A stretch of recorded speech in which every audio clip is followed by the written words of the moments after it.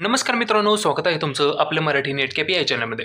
तर मित्रांनो, आज आपण पाहणार आहे ICDSचे जे हॉल तिकीट आलेले आहे ते हॉल तिकीट कसं डाउनलोड करायचं आणि महत्त्वाची गोष्ट म्हणजे हॉल तिकीटला जाताना कोणकोणते डॉक्युमेंट्स घेऊन जायचे, मॅरिड लोकांनी कोणते न्यायचं, सिंगल लोकांनी कोणते न्यायचं, हे सर्व डॉक्युमेंट्स, हे सर्व माहिती या व्हिडिओमध्ये आपण पाहणार आहे. तर सर्वप्रथम आपण या वेबसाईटवरती यायचं आहे. या वेबसाईटची लिंक तुम्हाला डिस्क्रिप्शनमध्ये दिली जाईल. त्या ठिकाणी आपण येऊन लॉग इन करून ते हॉल तिकीट डाउनलोड करून घ्यायचं आहे. तर ह्या वेबसाईटवरती आल्यानंतर आपण फॉर्म भरल्यानंतर जो आपला ID पासवर्ड तयार झाला होता तो ID पासवर्ड आपल्याला या ठिकाणी टाकायचा आहे. रजिस्ट्रेशन नंबरमध्ये ID टाकायचा आणि खालच्या बॉक्समध्ये आपल्याला पासवर्ड टाकायचा. जर बाय चान्स कोणाचा ID पासवर्ड जर विसरला असेल तर त्यांनी या ठिकाणी पाहू शकता खाली फॉरगेटचं एक बटन आहे, त्या बटनावर क्लिक करून ते फॉरगेट करून घ्यायचं आहे. या ठिकाणी पाहू शकता फॉरगेट युजर ID पासवर्ड हे बटन दिलेलं आहे.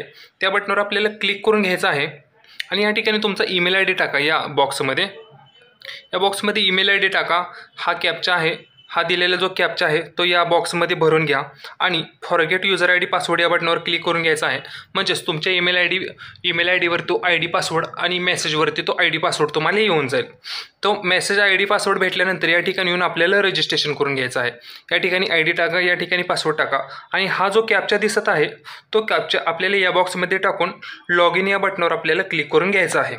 तर या ठिकाणी आपण लॉग इन करून घेऊ आणि पुढची माहिती तुम्हाला दाखवतो. तर या ठिकाणी आपण लॉग इन करून घेतलेलं आहे. लॉग इन केल्यानंतर असा काही डॅशबोर्ड येईल. आपला भरलेला फॉर्म या ठिकाणी दिसेल, आपल्याला आपलं नाव वगैरे काय असेल ते सर्व माहिती या ठिकाणी दिसेल. तर या ठिकाणी 2 नंबरचं ऑप्शन आहे, पाहू शकता. या ठिकाणी 2 नंबरचं ऑप्शन आहे ॲडमिट कार्ड म्हणून. ॲडमिट कार्डच्या या ऑप्शनवर आपल्याला क्लिक करून घ्यायचं आहे. ॲडमिट कार्डच्या ऑप्शनवर क्लिक करून घेतल्यानंतर खाली येऊन पाहू शकता तुम्ही या ठिकाणी ॲडमिट कार्डची माहिती आपल्याला दिसेल. म्हणजे या ठिकाणी दिसेल हे कुठं आपली एक्झाम आहे वगैरे ते सर्व या ठिकाणी दिसेल. या ठिकाणी नाव दिसतं बघा. या ठिकाणी हे कॉलेजचं नाव आहे. या कॉलेजवरती आपली एक्झाम होणार आहे आणि त्या कॉलेज ते कुठं आहे ते कॉलेजचा ॲड्रेस ते या ठिकाणी आपल्याला खाली दाखवलेला आहे. तर या ठिकाणी कॉलेजचा ॲड्रेस आहे आणि एक्झाम किती तारखेला आहे ते एक्झाम तारीख दिलेली आहे बघा. 23/2/2025 सकाळी 9 ते 10:30ची बॅच वगैरे आहे. तर या ठिकाणी ही सर्व इन्फॉर्मेशन दिलेली असते. तर आता हॉल तिकीट डाउनलोड करून दाखवतो. तर या ठिकाणी हे पाहू शकता या ठिकाणी ॲडमिट कार्डचं ऑप्शन आहे. त्या ॲडमिट कार्डच्या ऑप्शनवर आपल्याला क्लिक करून घ्यायचं आहे. तर या ठिकाणी ॲडमिट कार्ड डाउनलोड झालेलं आहे. तर या ठिकाणी ते आपण ओपन करू. तर या ठिकाणी ॲडमिट कार्ड आहे, ओपन केलेलं आहे. पाहू शकता हे ॲडमिट कार्ड आहे ICDSचं. तर या ठिकाणी माहिती पाहू शकता. या ठिकाणी इम्पॉर्टंट माहिती आहे, लक्ष देऊन व्यवस्थित आहे का. आता एक्झामला जाताना नक्की कोणकोणते डॉक्युमेंट्स घेऊन जायचे, ज्या मॅरिड लोक आहेत त्यांनी कोणते डॉक्युमेंट्स घेऊन जायचे, कोणाच्या नावामध्ये काय जर बदल असेल, जर काय स्पेलिंग मिस्टेक असेल तर त्यांनी कोणकोणते डॉक्युमेंट्स घेऊन जायचे. तर या ठिकाणी ही सर्व माहिती या ठिकाणी व्यवस्थित सांगणार आहे. आणि महत्त्वाची गोष्ट तुम्हाला सांगायची राहून गेली, तर एक गोष्ट सांगतो, व्यवस्थित लक्ष देऊन ऐका. आता ही जी आपली एक्झाम झाली महिला बाल विकास कल्याणमार्फत ते ICDSची होती, म्हणजेच काय अंगणवाडी पर्यवेक्षिकाची जी एक्झाम होती त्याचे हे हॉल तिकीट आहेत. तर आता फेब्रुवारी हा महिना आहे, तर याचा आता महिना झाल्यानंतर मार्च किंवा एप्रिल महिना येईल. मार्च किंवा एप्रिल महिन्यात आता एक मोठी अंगणवाडीची भरती निघणार आहे, अंगणवाडी सेविका आणि मदतनीस. त्याचा आता ऑनलाईन फॉर्म भरायचे चालू होणार आहेत.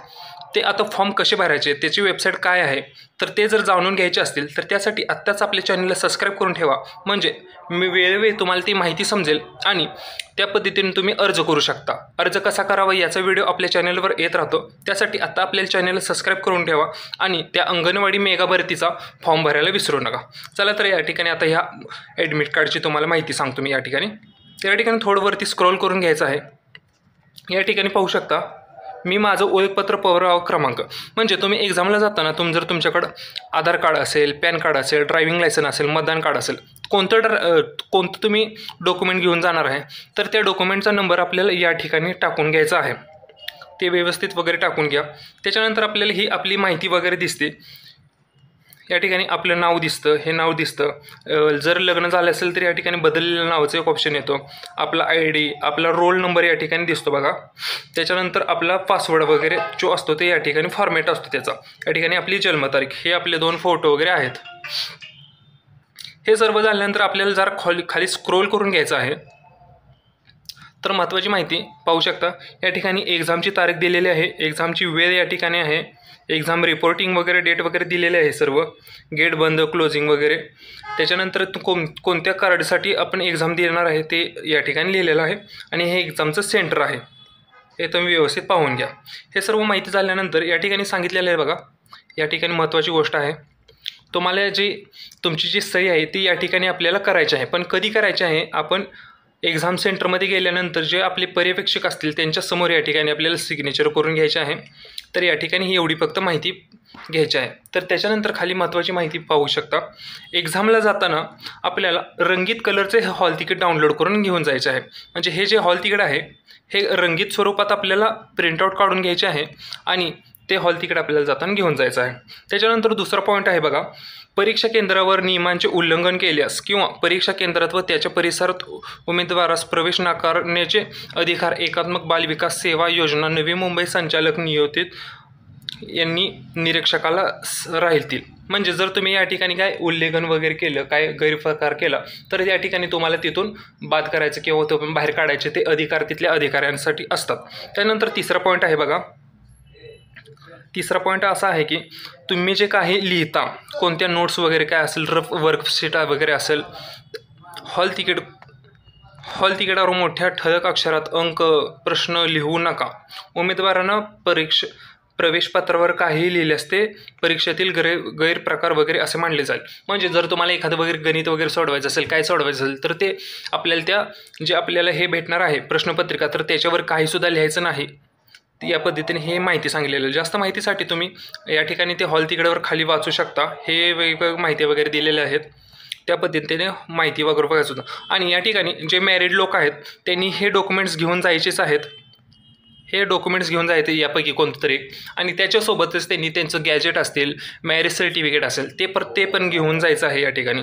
तर तुम्हाला या ठिकाणी 3 डॉक्युमेंट घेऊन जायचे आहेत, एक हॉल तिकीट, दुसरं आधार कार्ड, एक ID प्रूफ, आणि तिसरं म्हणजे तुमचं मॅरेज सर्टिफिकेट किंवा गॅजेट। या प्रकारचे हे डॉक्युमेंट्स तुम्हाला त्या ठिकाणी घेऊन जायचे आहेत। या पद्धतीने याची माहिती आहे। जर व्हिडिओ आवडला असेल तर व्हिडिओला लाईक करा, आणि मगाशी सांगितल्याप्रमाणे अंगणवाडी मेगा भरतीचा जर तुम्हाला अर्ज भरायचा असेल तर आपल्या चॅनलला सबस्क्राईब करून ठेवा, आणि ICDSचा फॉर्म भरलेले प्रत्येक मित्रमैत्रिणींसोबत हा व्हिडिओ शेअर करा। धन्यवाद। जय हिंद, जय महाराष्ट्र।